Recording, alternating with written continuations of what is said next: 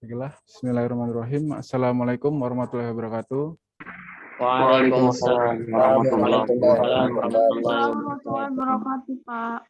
Alhamdulillahirrahmanirrahim. Assalatu wassalamu ala asrafil anbiya'i wal mursalin wa ala alihi washabihi ajma'in. Amma ba'du.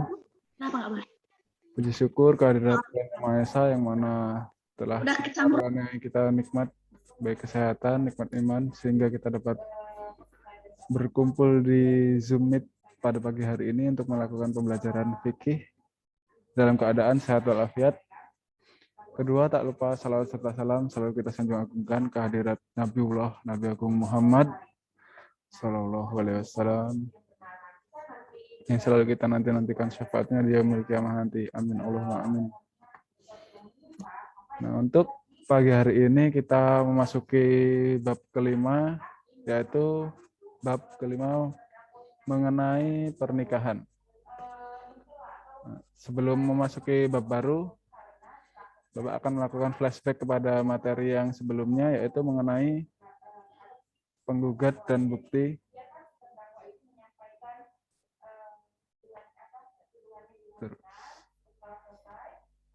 Coba di sini ada yang bisa menjelaskan apa itu definisi dari penggugat.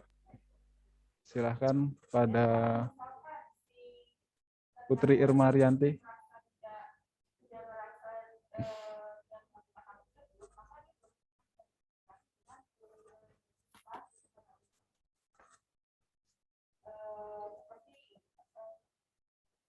Apa definisi dari penggugat?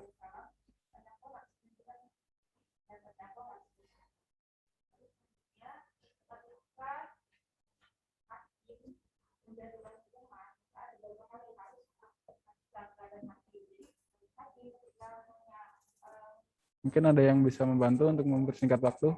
Silahkan. Saya, Pak. Ya, silahkan, Carlos. Kalau dari saya, penggugat tadi, Pak, ya? Ya, definisi dari penggugat, silahkan. Penggugat itu tuh korban atau keluarga korban yang melakukan gugatan terhadap pelaku pengadilan, Pak. Ya, bagus. Bisa dipahami bahwa itu mungkin Putri tadi, silahkan mau menambahkan jawaban Carlos. Udah, Pak. Jawaban saya juga sama orang yang mengajukan gugatan. Karena merasa dirugikan oleh pihak yang tergugat. Ya, betul. Jadi definisi penggugat adalah orang yang melaporkan tergugat karena merasa dirugikan oleh tergugat dan harus menyertakan bukti-bukti. Nah, kemudian di sini ada definisi bukti. Pada Iqbar, silahkan apa itu definisi dari bukti? Itu barang-barang yang menunjukkan perbuatannya. Ya, bisa. Kemudian Yusri mungkin menambahkan apa itu bukti? Kalau menurut saya sendiri, bukti itu suatu hal yang bisa memperkuat suatu gugatan, Pak. Ya, betul. Nah, di sini sendiri definisi dari bukti yaitu adalah segala sesuatu yang ditunjukkan penggugat untuk memperoleh kebenaran dari dakwaannya. Ya, baik itu berupa surat-surat resmi, dokumen, atau video-video atau foto yang dapat memperkuat dakwaannya dari sang penggugat tadi. Nah, kemudian di sini ada definisi dari tergugat. Muhammad Haikal, coba apa definisi dari tergugat? Tergugat ya.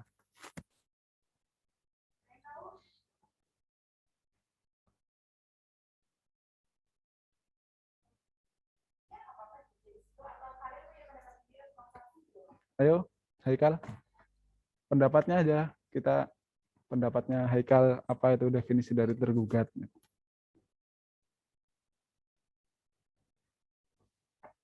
Atau Angga deh, coba dibantu Haikal. Apa definisi dari tergugat? Sabar, Pak. Ya.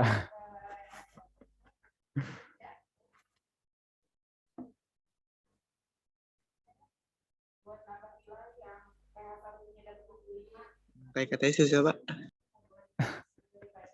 Coba Mahares ding. Mahares Atma Abdul. Apa itu definisi tergugat? Baik, Pak. Ya, silakan. Definisi tergugat adalah orang yang terkena gugatan dari penggugat disebut tergugat, Pak. Ya, betul. Nah, jadi di sini yaitu dapat dipahami bahwa tergugat adalah orang yang dianggap merugikan dari pihak penggugat tadi. Nah, kalau definisi penggugat tadi kan orang yang melaporkan karena merasa dirugikan. Nah, kalau yang tergugat ini tersangka yang merugikan dari pihak penggugat tadi.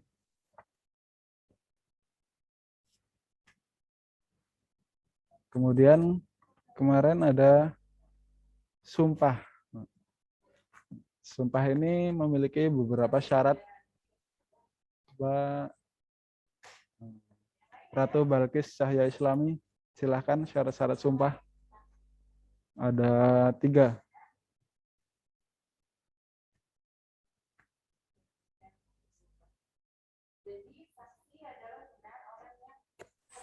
Mana Ratu Balkis?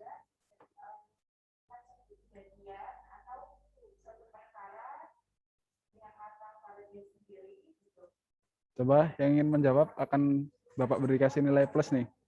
Ada syarat-syarat sumpah, silakan. Baik, Zakiyah ada Zakir. 3 ya, Pak. Ya, silakan. Coba Carlos ya.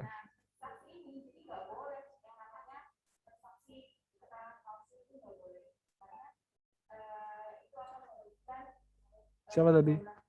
Silakan. On cam dulu, on cam. On mic.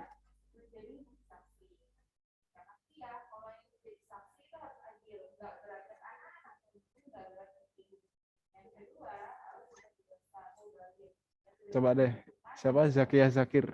Nih, ada minggu kemarin kita bahas tentang sumpah. Nah, di sini sumpah ada memiliki beberapa syarat. Nah, coba jelaskan, sebutkan beberapa syarat-syarat dari sumpah.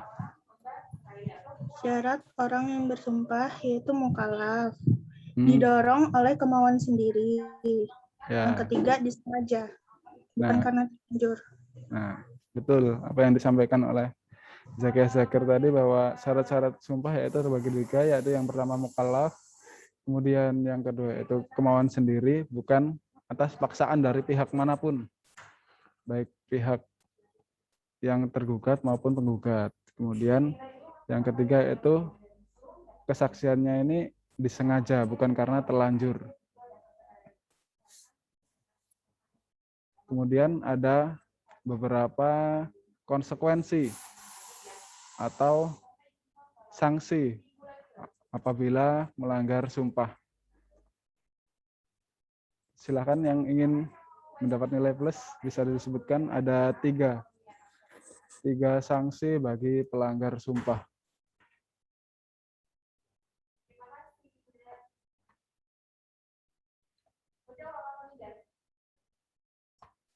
Mana nih? Angga, coba. Tadi belum jawab Angga.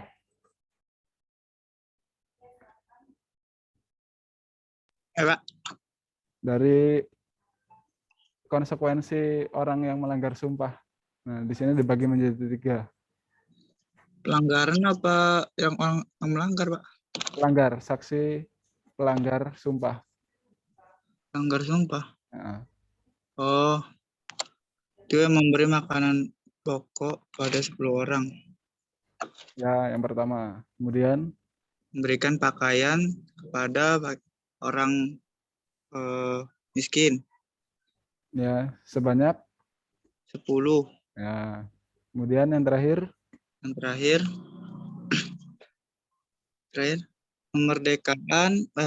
memerdekakan hamba sahaya. Ya, betul. Apa yang disampaikan oleh Angga tadi, bahwa sanksi-sanksi bagi pelanggar sumpah yaitu yang pertama adalah memberi makanan pokok kepada 10 orang miskin sebanyak 3/4 liter kalau ditakar dalam bentuk beras. Kemudian yang kedua yaitu memberikan pakaian yang pantas kepada 10 orang kaum miskin. Kemudian yang terakhir yaitu memerdekakan budak atau hamba sahaya. Cuman dulu. Baik, untuk yang selanjutnya yaitu kita memasuki ke bab 5 yaitu bab tentang pernikahan. Nah, sebelum kita masuk ke bab pernikahan, coba apa nih definisi dari pernikahan? Silakan.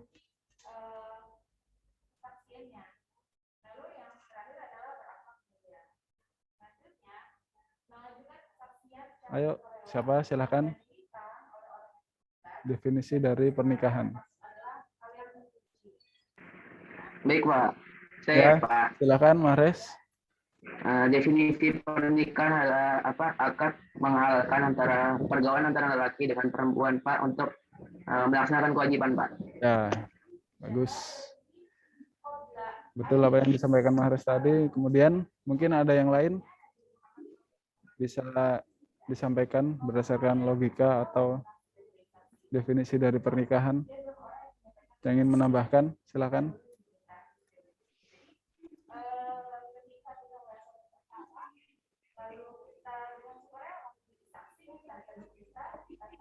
Ya, kalau itu kita langsung aja masuk ke materi ya. Di sini.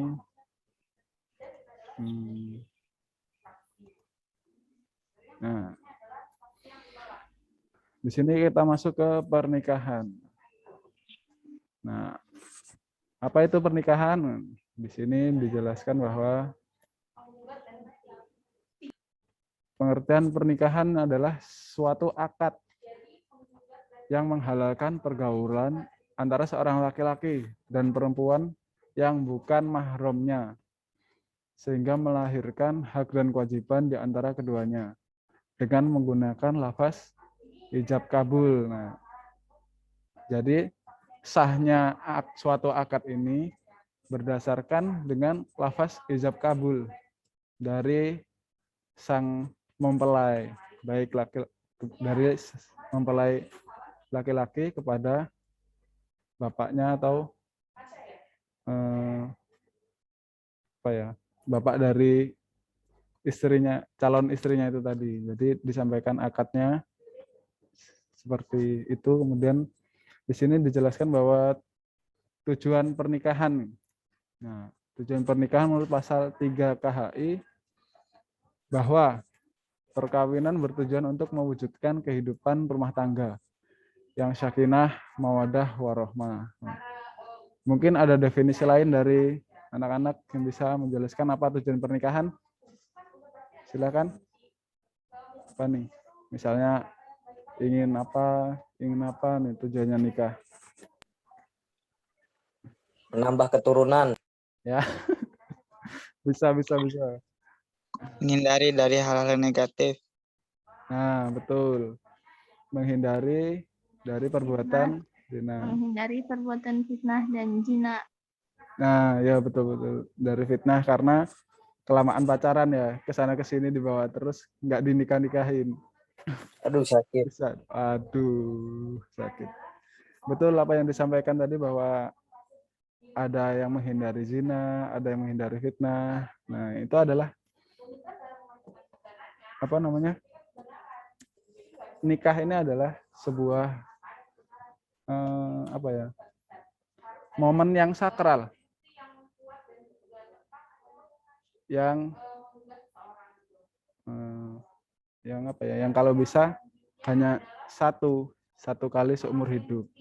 Jadi karena ini sebuah momen yang sakral ya, carilah pasangan hidup yang sesuai. Jadi tujuan pernikahan ini agar terbangun keluarga yang sakinah, mawadah, dan warohmah ini harus melakukan seleksi yang betul-betul terhadap calon kita. Jadi karena nikah ini sekali seumur hidup, jadi jangan asal-asalan untuk mencari calon jodoh. Bisa dipahami semuanya? Bisa, Pak. Jadi jangan asal-asalan nih. Kalau pacaran tuh nggak apa-apa, kita seleksi dulu, banyak-banyakin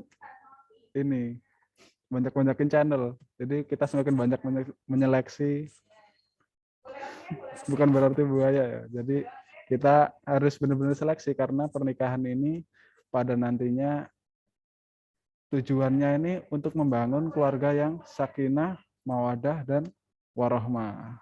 Kalau bisa tiljannah, sampai ke surga. Amin. Nah, kemudian yang selanjutnya yaitu ada hukum pernikahan. Di sini hukum pernikahan terbagi menjadi 5. Yaitu yang pertama, wajib. Nah, orang yang bisa dikatakan wajib menikah apabila seorang memiliki kemampuan untuk berumah tangga. Sudah tercukupi baik fisik maupun finansialnya. Dan sulit baginya untuk menghindari zina. Nah, seperti yang disampaikan Putri tadi, sulit menghindari zina ya, dan fitnah tadi, maka diwajibkan untuk menikah. Jadi hukumnya wajib menikah apabila seorang memiliki kemampuan untuk berumah tangga ini ya baik dari segi fisik, misalnya umurnya sudah cukup, kemudian sudah mampu untuk menafkahi anak orang, gitu. Bahasa kasarnya seperti itu. Kemudian maupun finansialnya.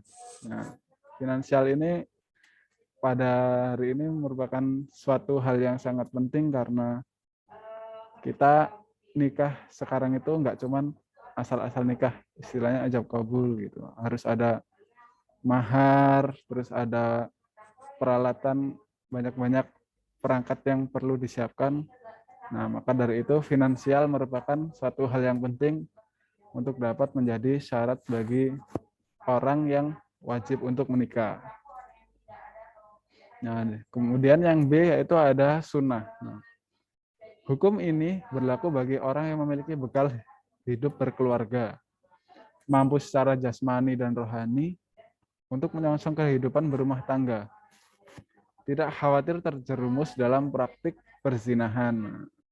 Nah, sunnah di sini berarti orang ini mampu secara fisik, secara finansial, dan sehat jasmani maupun rohaninya. Nggak mungkin kan kalau orang yang gangguan jiwa terus dinikahkan itu kan ya nggak mungkin. Kemudian dia ini mampu untuk menyongsong kehidupan yang berkeluarga, berumah tangga.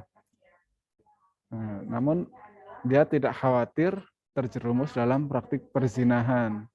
Nah, kalau yang di atas yang diwajibkan itu kan karena sulit baginya untuk menghindari zina, maka wajib untuk menikah. Nah, kalau yang disunahkan di sini dia tidak khawatir terjerumus dalam praktik perzinahan. Jadi dia bisa mengontrol hawa nafsunya supaya dia tidak termasuk ke dalam hal-hal yang bisa membuat dia melakukan perzinahan. Jadi dia nggak khawatir nih, dia bisa mengontrol hawa nafsunya agar nggak terjerumus dalam praktik perzinahan. Nah, kemudian yang ketiga yaitu mubah.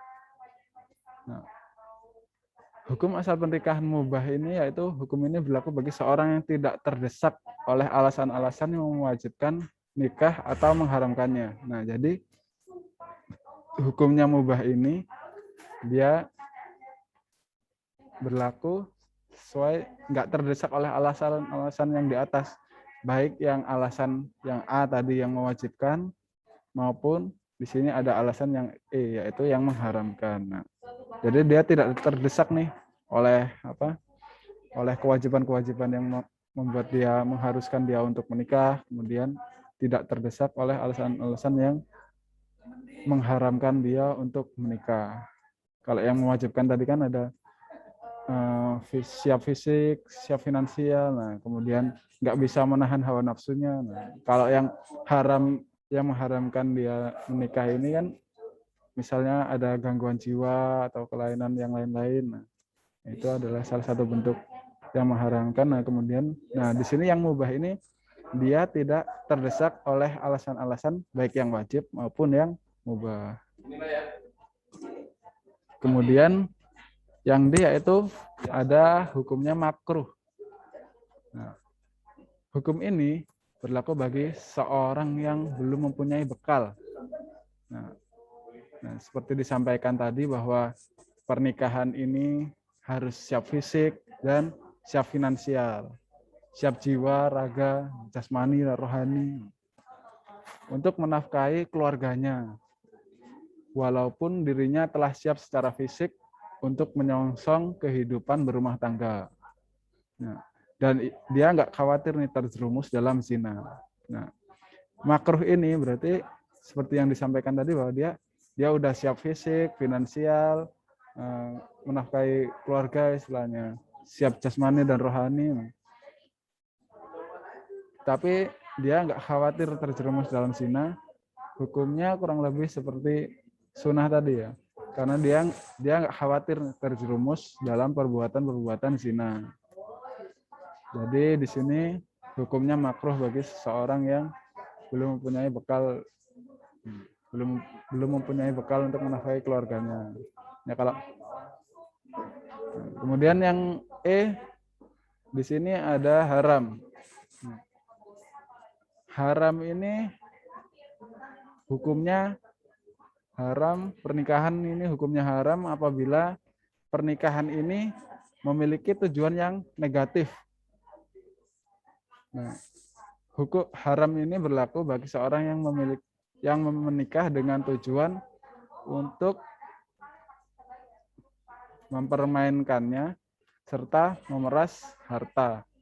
Nah, jadi pernikahan ini hukumnya haram nih. Misalnya ada Iwan nih. Nah, si Iwan ini pengen nih nikah sama janda. Nah, janda ini ya istilahnya janda sukses nih. Nah, ada nggak ini Iwan di kelas ini? Nggak ada ya. Nah, jadi Iwan ini pengen nih nikah sama janda. Nah, janda ini nih sukses, kaya raya, berkelimang harta istilahnya. Nah, tujuan Iwan ini nikahin si janda ini tujuannya yaitu untuk memorot ini, untuk menguras hartanya, untuk mengeruk hartanya karena si janda tadi sukses, kaya raya dan lainnya. Kemudian jadi ini adalah salah satu bentuk pernikahan yang hukumnya haram. Karena si Iwan tadi seperti yang dicontohkan, tujuannya itu udah salah tujuan. Dia si Iwan ini tujuannya untuk menguras harta dari si janda yang kaya raya tadi. Nah, di sini hukumnya itu diharamkan. Nah, sampai sini ada yang ingin ditanyakan? Silakan.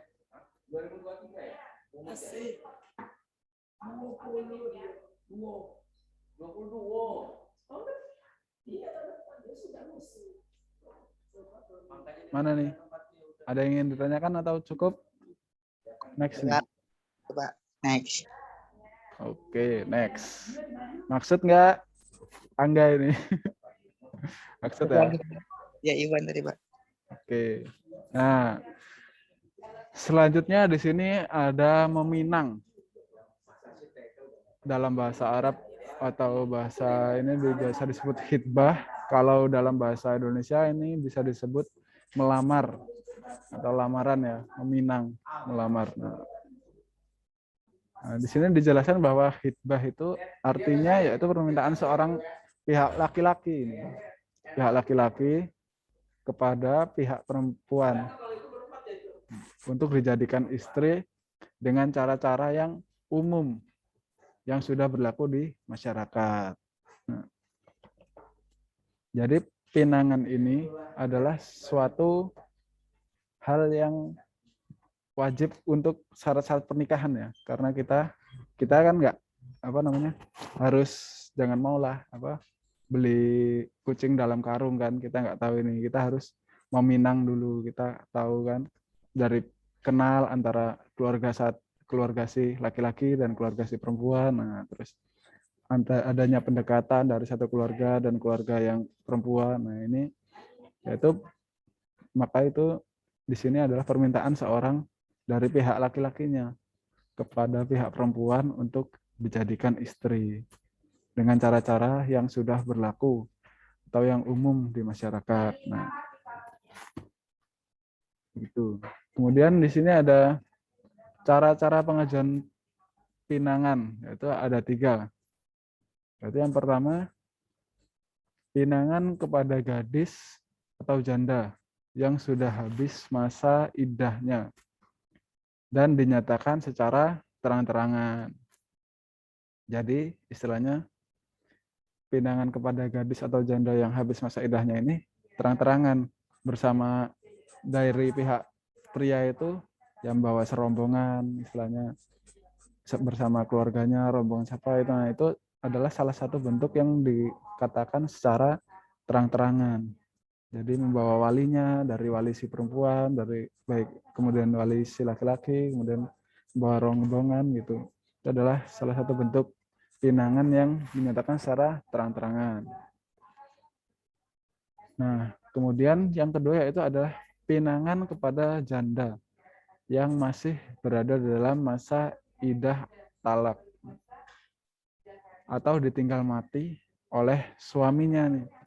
Nah, ini salah satu bentuk pinangan yang tidak boleh dinyatakan secara terang-terangan karena si janda tadi itu masih dalam masa iddah talak bain atau ditinggal mati suaminya. Nah, untuk pengertian iddah sendiri yaitu adalah masa atau jangka waktu dari setelah dijatuhkannya talak atau ditinggal mati suaminya untuk menikah lagi. Itu ada jangkanya misalnya. Nah, untuk iddah talak bain ini ada jangkanya seperti 3 bulan atau 3 kali masa menstruasi. Nah, kemudian yang berikutnya yaitu pinangan kepada mereka hanya boleh dilakukan secara sindiran. Oh, ini lanjutannya dari yang kedua yaitu ini yang pinangan kepada janda. Nah, talak ini, ini nggak boleh dilakukan secara terang-terangan. Nah, dilakukannya ini secara sindiran, istilahnya ya itu tadi diam-diam. Cuman istilahnya hanya sang calon suami, wali, wali dari pihak suami dan kemudian dari pihak istrinya. Cuman berapa sedikit orang. Nah, kalau yang pinangan yang pertama tadi kan secara terang-terangan bersama rombongan istilahnya. Rombongan baik dari pihak laki-laki maupun yang pihak perempuan kan menyambut pinangan itu kan rombongan juga, dia ada masak-masak dan lain-lain gitu. Nah, sampai di sini ada yang ingin ditanyakan dari meminang khitbah nih, lamaran.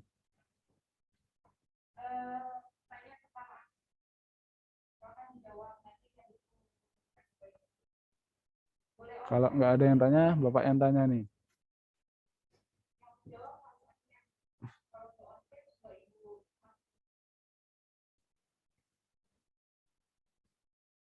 Mana?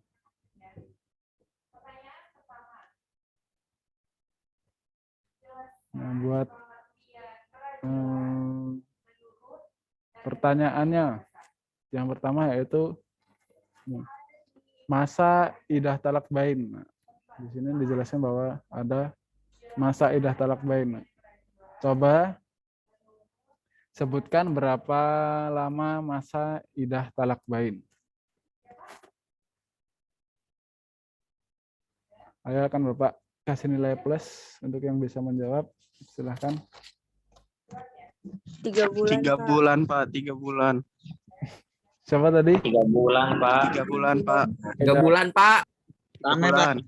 3 bulan, Pak. 3 bulan, Pak. 3 bulan. Keroyokan gitu.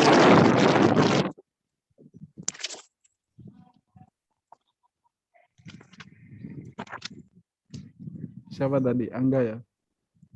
Enggak. 3 bulan, Pak. Gimana? 3 bulan.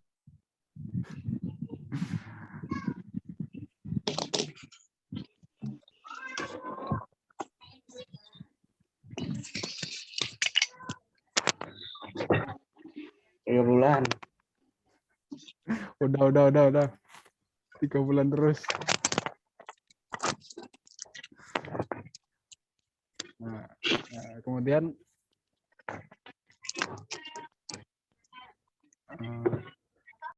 coba yang bisa jelaskan mengenai syarat-syarat wajib nikah. Nah, tadi ada 5. Silahkan jelaskan 3. Syarat-syarat yang diwajibkan nikah. Silakan yang Bapak catat namanya syarat-syarat wajib nikah. Ada 3. Ada 5, tapi jelaskan 3 saja.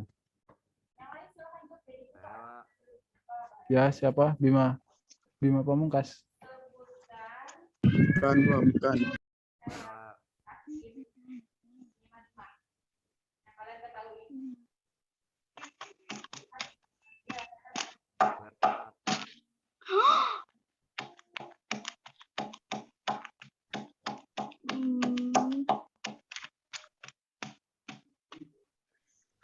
Ini bisa. Ya, siapa? Pak, maaf Pak sebelumnya Pak. Ya. Pertanyaan Bapak itu hukum atau syarat ya Pak? Pak. Hukum ya? Kalau hukum ada Ya, 5 ya, ya. Pak. Ya. Kalau hukum ada 5. Kim profile yang dia. Nah, ya tadi hukum. Ya, Hukum. jadi apa Pak? Orang menikah. Nah, tadi ada 5 ya? Hukum Pak ya? Ya, ya. Coba dijelaskan 3 saja. Siapa? Jangan keroyokan, Yang pertama gantian. Gantian. Siapa Pak? Ya, silakan Carlos. Yang pertama itu ada wajib. Ya. Hukum ini berlaku bagi siapapun yang telah mencapai kedewasaan jasmani dan rohaninya, serta sudah memiliki bekal untuk memenuhi kebutuhan keluarganya Pak ketika sudah menikah nanti. Kemudian ada syarat haram ketika tujuan nikah ini untuk menyakiti, mempermainkan serta memeras harta pihak wanitanya. Kemudian yang ketiga ini hukumnya makruh apabila tujuan menikah ini Pak, dia mampu secara fisik dan rohani tetapi tidak mampu dalam menafkahi keluarganya. Belum mampu secara finansialnya. Iya Pak. Baik. Bagus, terima kasih pada Carlos. Kemudian ada lagi, coba sebutkan yang dua lagi, yang terakhir nih. Yang mau kasih nilai plus, silahkan. Tadi apa aja, Pak? Siapa? Angga. Tadi apa aja, Pak? Ya tadi hukumnya kan, hukum orang nikah itu kan ada 5. Nah tadi yang dijelaskan oleh teman kita, yaitu Carlos tadi udah 3. Nah coba tinggal 2 lagi nih. Pak, sunnah sama wajib tadi apa ya? Sunnah, apa tadi Carlos? Yang belum itu tinggal sunnah sama mubah Pak. Ya silahkan Angga. Oke, sunnah itu berlaku bagi seorang yang memiliki bekal atau hidup berkeluarga, mampu secara jasmani dan rohani. Nah, satunya apa tadi? Apa lo haram ya lo sih? Mubah. Mubah itu hukum bagi orang tidak terdesak, Pak. Nah, ya tidak terdesak dengan alasan-alasan apapun. Gitu. Oke.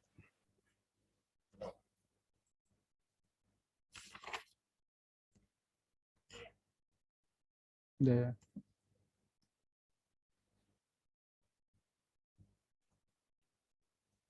Pak, maaf Pak sebelumnya Pak ingin mengkonfirmasi.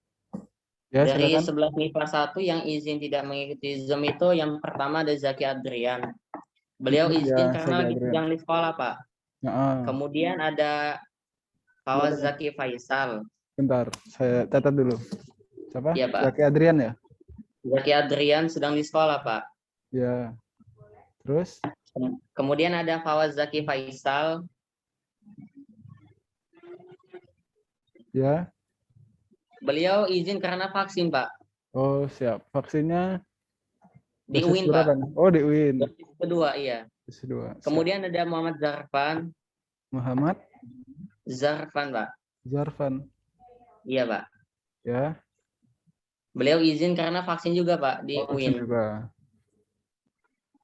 Terus? Kemudian ada Seva, Pak. Seva Arka Aditya. Seva Arka. Ini karena? Izin karena vaksin juga, Pak. Oh, vaksin. Iya, Pak. Terus? Sudah, Pak. Itu yang izin, Pak. Iya, Pak. Terima kasih. Sama-sama. Untuk yang kelas lain, IPA 2, IPA 2, IPA 3, atau yang ada yang konfirmasi?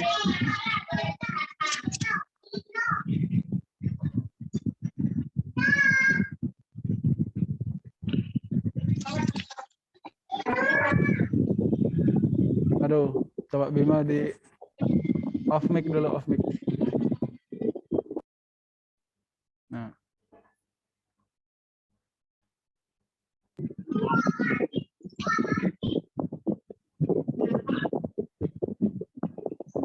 Bim? Bima.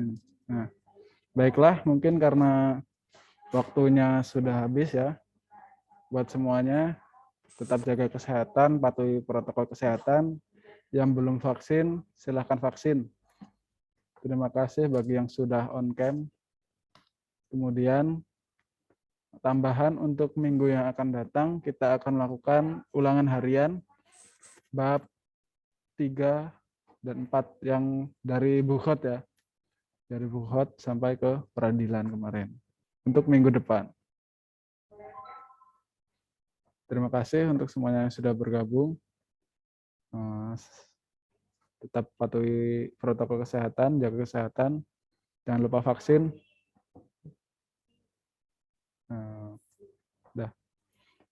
Baiklah, mari bersama-sama kita akhiri pembelajaran pada pagi hari ini dengan melafalkan hamdalah. Alhamdulillahirabbil alamin. Kepada Allah saya mohon ampun, kepada teman-teman saya mohon maaf apabila ada salah-salah kata. Bapak akhiri, wallahul muwaffiq ila aqwamit thoriq. Wassalamualaikum warahmatullahi wabarakatuh. Waalaikumsalam warahmatullahi wabarakatuh. Terima kasih, Pak. Terima kasih, Pak. Terima kasih, Pak. Terima kasih, Pak. Oke, sama-sama.